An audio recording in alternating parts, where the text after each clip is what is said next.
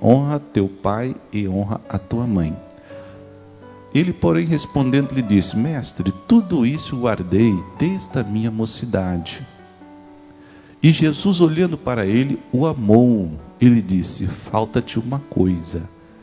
E que coisa é essa, hein, pessoal? Jesus disse: vai, vende tudo quanto tens e dá aos pobres, e terás um tesouro no céu.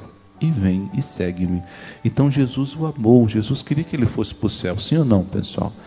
Só que ele já dizia: não, mas eu já cumpro todos os mandamentos. E Jesus viu que tinha um mandamento que ele não estava cumprindo, que era o primeiro, né, da lista dos 10 mandamentos. O primeiro era: não terás outros deuses diante de ti.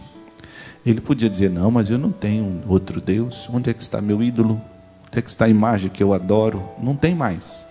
Eu larguei, eu abandonei a idolatria. Mas Jesus estava ensinando para ele que não, a idolatria nesse caso aí são os bens que você possui. Você acumulou muitos bens, você tem muitos bens. Isso não é pecado. O pecado é quando a pessoa torna essas coisas como se fosse um Deus para a sua vida. Esse é o problema. E Jesus falou para ele: não, você está faltando uma coisa para você. Você venda os teus bens e dê aos pobres. E aí você vem e terás um tesouro no céu, e você vem e segue-me. Versículo seguinte, que diz assim: mas ele, contrariado com essa palavra, retirou-se triste, porque possuía muitas propriedades. Então ele não conseguiu se desfazer das propriedades, segundo a ordenança de Jesus. Jesus não está mandando hoje ninguém vender as coisas e dar aos pobres. Você ajuda os pobres de acordo com a sua condição.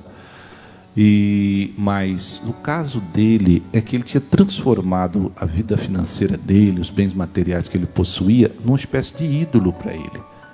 Ele não estava vendo que isso era um ídolo. Para ele era normal. E Jesus falou: não. Jesus tinha pedido para ele cumprir os mandamentos, e ele ainda respondeu dizendo: mas eu já cumpro desde criança.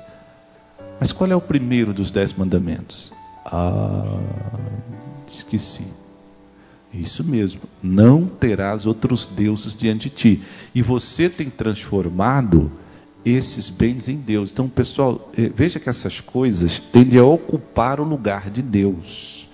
Quer dizer, nós sabemos que existe um só Deus, amém, pessoal? Jesus Cristo, nosso Senhor. Ele é o Deus que nos salva. É o único verdadeiro Deus. Mas são 3? Sim, Pai, Filho e Espírito Santo. Mas são uma unidade. São 3 deuses que se fazem um Deus. Eles são um apenas, o mesmo Espírito. Me explica melhor. Lá no céu você pergunta para ele. Aí você vai dar mais profundidade para você. Amém? Se você quiser esperar. Lá no inferno essas coisas o diabo não entende também não. Tem que se esperar lá no céu. Aí ele tem mais detalhe para dar. Mas por enquanto nós temos que crer que Jesus Cristo é o Deus que abre a porta para a eternidade. Bom, outro Deus, o que é outro Deus? É aquele que quer tomar o lugar do verdadeiro. E eu expliquei para você que nós nunca vamos dizer assim: não, sai Jesus, sai, eu vou colocar outro em minha vida. Nunca a pessoa vai fazer isso. Geralmente esse Deus estranho, ele vai entrando de pouquinho, vai tomando tempo, tomando espaço, e Jesus vai saindo. Daqui a pouco essa pessoa, imagina esse jovem, a vida toda dele era a obsessão por esses bens materiais. Ele até queria ir para o céu, sim ou não? Queria, mas o coração dele não pertencia ao Deus verdadeiro.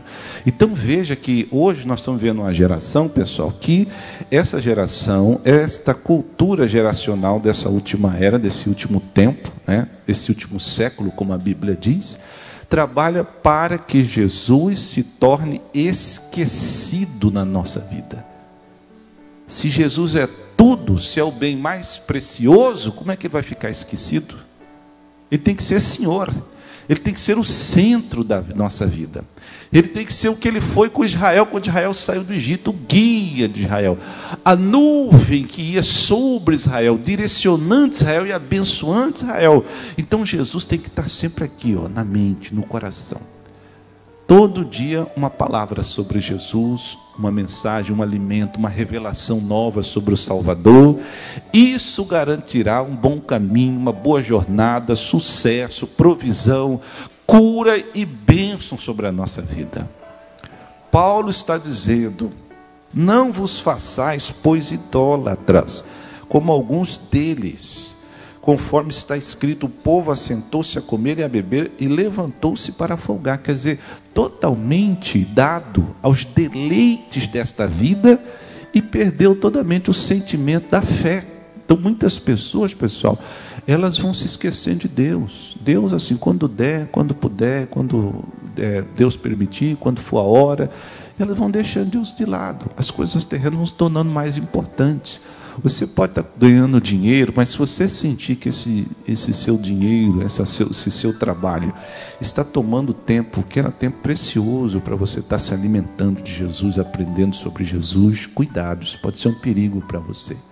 Isso pode afetar a sua vida e fazer você começar a perder tudo que você tem.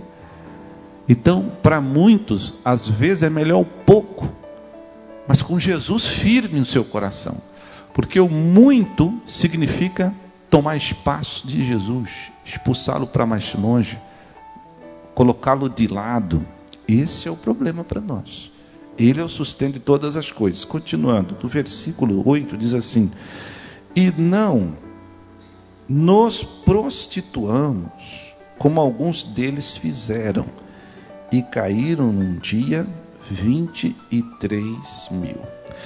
Então veja que quando Jesus vai perdendo espaço e o mundo vai entrando, as tendências mundanas tendem a tomar o coração das pessoas. A pessoa diz: mas eu sou forte. Olha, o mundo ele trabalha com a carne. Então o mundo, ele sabe, porque por detrás do mundo e das coisas que no mundo há, existe uma mente maldosa que trabalha contra mim, contra você, contra nós. Estou falando de Satanás. O diabo sabe que a arma mais poderosa dele para derrubar os homens é usar a sua própria carne contra eles. Eu tenho explicado para vocês que nós não temos apenas um só inimigo, o diabo. Nós temos dois inimigos, o diabo e a nossa carne. Ela trabalha contra você. Se você permitir que o mundo encha a sua vida, você vai se tornar uma pessoa totalmente dominado pela carne. Se Jesus perde espaço, a carne vai reinar. Lembra que é uma batalha entre a carne e o espírito para ver quem te governa. Se o espírito não está te governando, você pode ter certeza que a carne vai dominar seus pensamentos, dominar a sua vida. Você perde o seu governo, você não manda mais, você perde o domínio próprio, a carne que manda. A carne diz: faz isso, você vai fazer. O próprio apóstolo Paulo nos ensinou, ele disse: o bem que eu quero fazer, eu não consigo fazer. O mal que eu não quero fazer, porque eu sei que isso é errado, eu faço. Não é? O mal eu faço. Mas o que é isso, pastor Hugo? Isso é uma força que está na carne, que se tomar o controle da nossa vida, acaba conosco, nos leva ao fundo do poço. E aqui você vê que o segundo passo aqui, depois da idolatria, que a pessoa perde o controle, vem a prostituição. Vamos ler novamente, versículo 8. E não nos prostituamos, como alguns deles fizeram, e caíram num dia 23 mil. Você vê que a prostituição traz um dano muito sério. Por quê, pastor Hugo? Deixa eu ler aqui no telão, tem uma observação que a Bíblia nos dá sobre a prostituição. Está lá em Atos dos Apóstolos, capítulo 15, o versículo 19. Quando a igreja se reuniu, e eles decidiram pelo Espírito Santo escrever aos gentios que se abstivesse de algumas coisas. E veio a lista. Pelo que julgo que não se deve perturbar aqueles dentre os gentios que se convertem a Deus, mas escrever-lhes que se abstenham das contaminações de quem? Ídolos, idolatria. Lembra lá? Primeiro, eles caíram primeiro com idolatria. Se abstêm dos ídolos. Segundo, do quê? Da prostituição, do que é sufocado, alimentos sufocados, e do sangue. Não, nós podemos fazer um curso aí desses 4, mas hoje não focar só na prostituição. Por que a prostituição, a orientação bíblica é que a pessoa se abstenha, se afaste? Porque a prostituição é um pecado que a pessoa comete fora. Todos os pecados, a Bíblia diz, você comete fora do corpo. Mas a prostituição, a Bíblia diz que a pessoa comete contra o corpo. Foi o apóstolo Paulo que escreveu isso. Está aqui, vamos ler aqui. 1 Coríntios, capítulo 6, versículo 18. Olha o que ele diz agora. Diz assim: fugir do quê? Da prostituição. Todo pecado que o homem comete é fora do corpo. Presta atenção. Todo pecado que o homem comete é fora do corpo. Porque pecado tem relação ao espírito. Mas o que se prostitui peca contra o seu próprio quê? Corpo. Então a prostituição, ela traz uma consequência direta no corpo. Então não fugir da prostituição.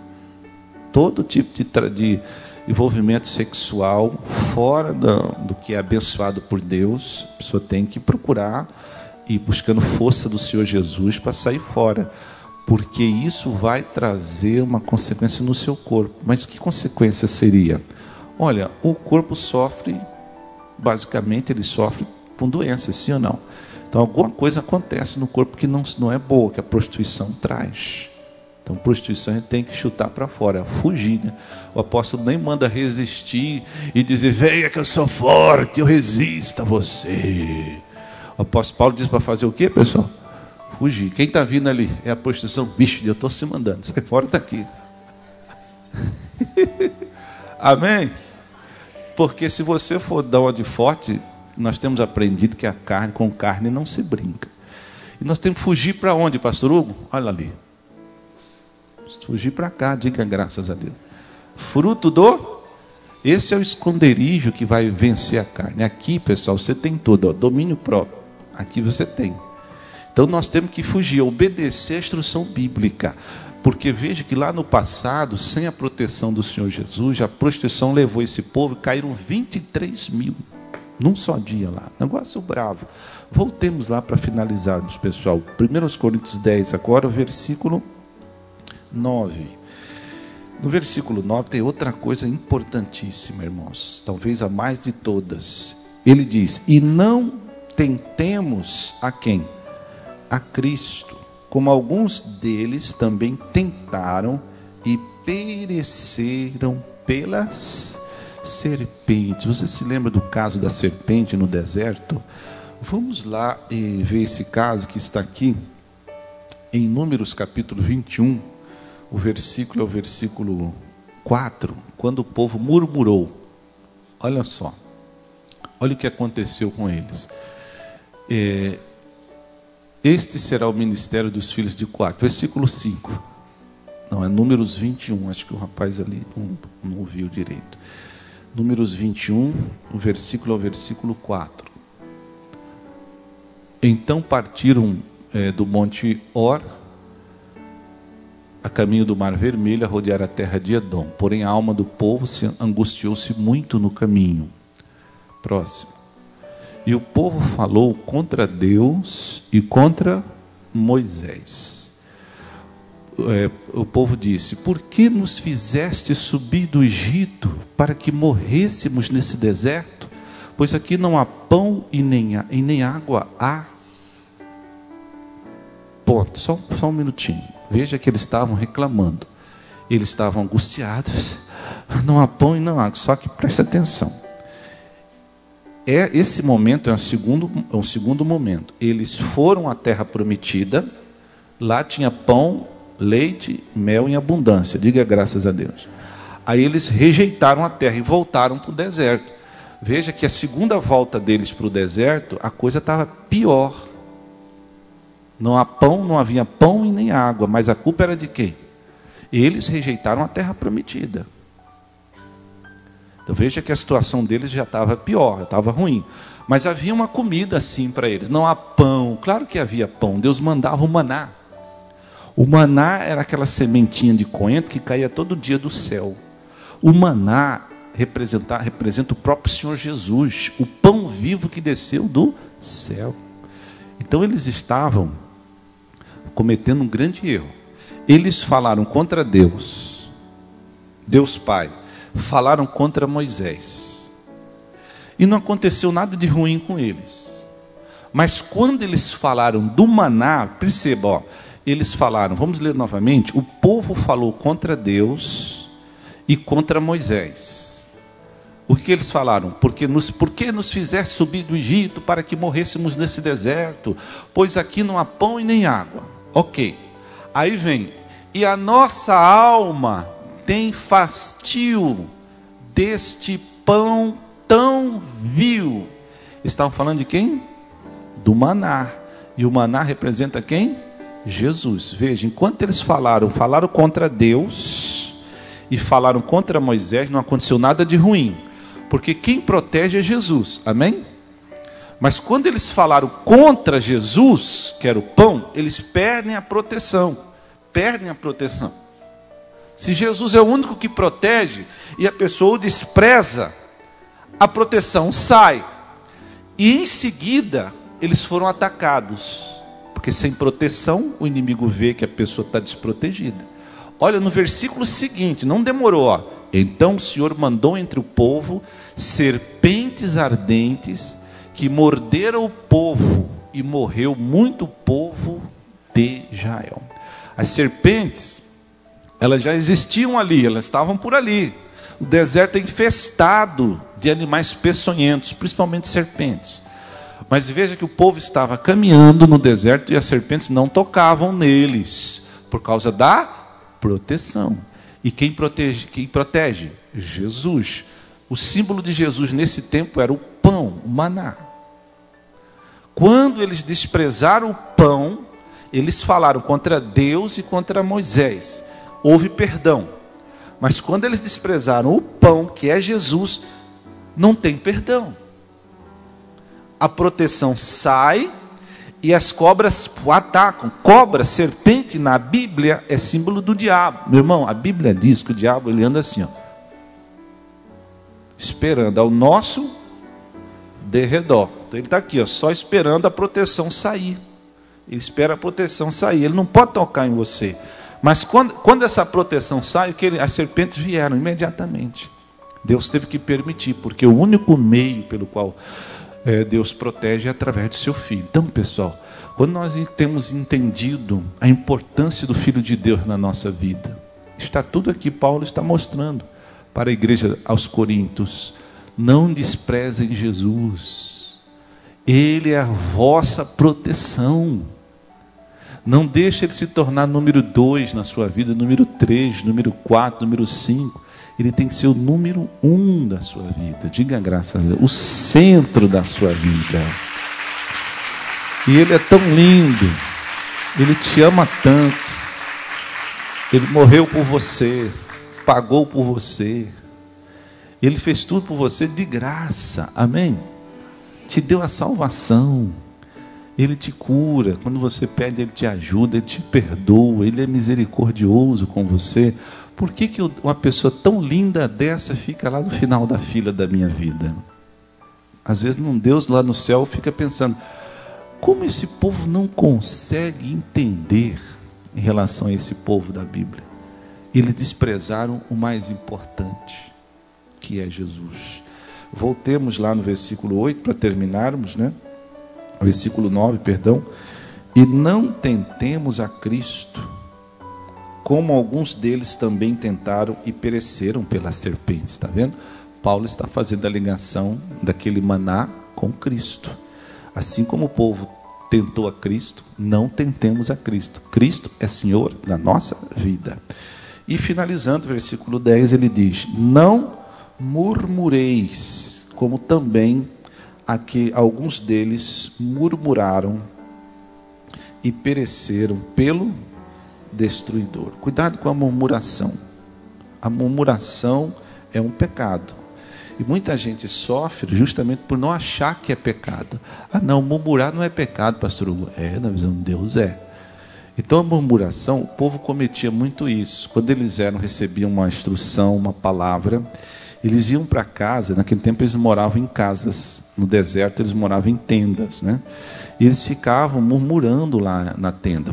Vamos ler aqui rapidamente, Salmo 106, versículo 25. Olha o que diz o Salmo 106, versículo 25. Antes murmuravam em suas tendas e não deram ouvidos à voz do Senhor. Então eles recebiam uma instrução ou uma palavra, iam para casa, chegavam em casa nas tendas, ficavam murmurando, reclamando. Eles não sabiam que Deus estava olhando. Então eles saíam da presença de Moisés, eles não murmuravam na presença de Moisés, né? Quando eles tentavam enganar a Moisés. Sim, senhor Moisés, nós recebemos. Aí eles iam para casa, iam já murmurando, o marido com a mulher com o marido, os filhos, todos murmurando. Chegava em casa e dá-lhe murmuração, e reclamação, e murmuração. Mas Deus estava vendo tudo. Eles estavam murmurando nas suas tendas. Então a murmuração não é boa para nós. Vamos ver aqui, pessoal, o que o apóstolo Paulo falou. Outra direção importante que está aqui em Filipenses 2,14, que ele diz assim,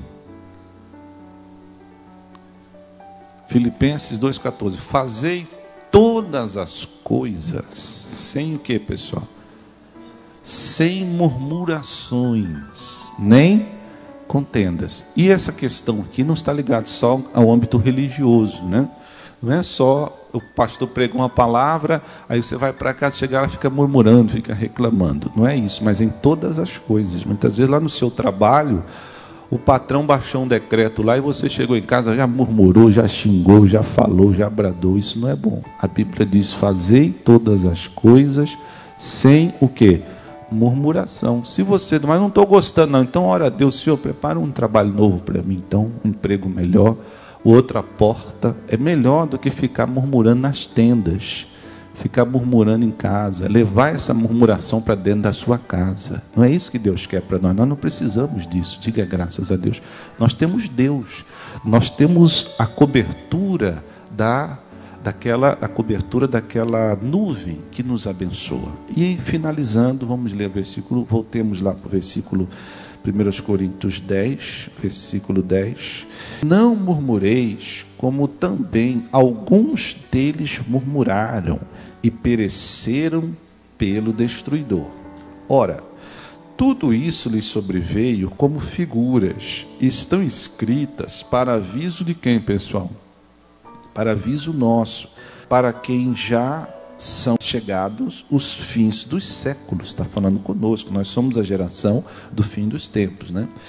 Aquele, pois, que cuida estar em pé, olhe que não caia. Versículo 13. Aí veja só, não veio sobre vós tentação, senão humana, mas fiel é Deus, que não vos deixará tentar acima do que podeis. Antes, com a tentação, dará também o escape, para que a possais suportar. A boa notícia é que todas essas coisas vão vir tentar você. Idolatria, prostituição, murmuração e o desprezo a Jesus. Essas tentações virão contra você. Mas aí o apóstolo Paulo termina dizendo assim, fiquem tranquilos, que quando essa tentação vier, Deus vai ajudar vocês, amém? Essa tentação não vai conseguir derrubar vocês, porque sobrevindo a tentação, Deus mandará o escape. Então todo mundo escapa dessas coisas se estiver olhando para Jesus. Diga graças a Deus. Vamos aplaudir o Senhor Jesus. Guarda essa palavra. Você tem um Deus que não vai abandonar você jamais. Diga graças a Deus. Ele sempre vai ser a rocha da sua salvação. Amém, pessoal?